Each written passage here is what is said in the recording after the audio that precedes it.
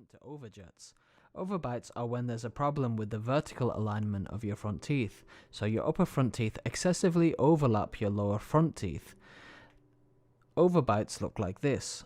The correct overlap of your upper front teeth to your lower front teeth is about 2 mm. From around 3 mm and more, this is considered an overbite or a deep bite. Some causes of deep bites can be bad habits like thumb sucking or mouth breathing, also teeth grinding, which wears away the height of your back teeth, so your front teeth have a deeper closure because there is less tooth height at the back of your mouth. Your genetics, jaw size, TMJ, which is your temporomandibular joint, may also play a role in overbites.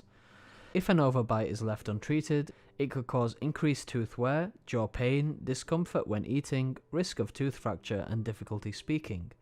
The treatment for overbites depends on your age, so for children, extractions, growth modification devices, and braces can help to correct an overbite.